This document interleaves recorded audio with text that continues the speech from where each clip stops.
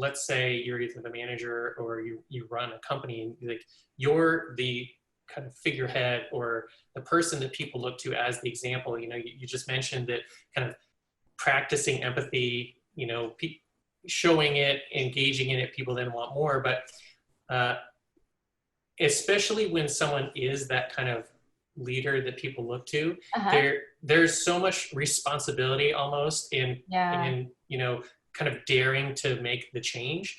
So I think that there's a different kind of challenge there. Whereas if you're the employee, you kind of go, well, how am I going to change the office? But I think that same question could come from a different perspective for the person who runs the office and say, okay, I'm in charge. How am I going to change the office? So would you just say the same thing, or would there be a different kind of recommendation because the dynamic is different for someone who's in the leadership role?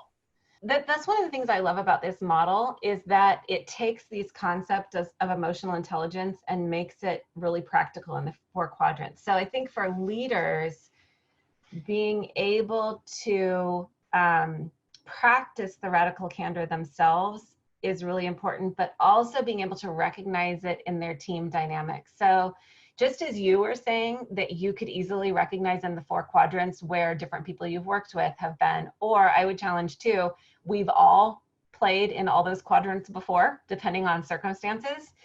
And so it's a good way for leaders to give feedback to their organization and say, hey, you know, if somebody is in that ruinously empathetic quadrant, that might be a way for a leader to say, hey, I would love to see you share your ideas more. You do a great job of being kind and empathetic to others, but I would really love to hear what you have to think. So I think it gives leaders the language to start working with their employees. And likewise, if someone, and we've all worked with this person or maybe been this person before, who just says what they think without caring, I think this model gives the leaders the language to be able to say, look, being assertive and being able to speak your mind is really important to our business, so thank you. What I would also like you to do is just show people that you care, show people that you can show kindness and that you appreciate their point of view as well. So I think it's a long answer, Shane, but I think that one of the great things about some of these models, these leadership models, is that they give teams language to use.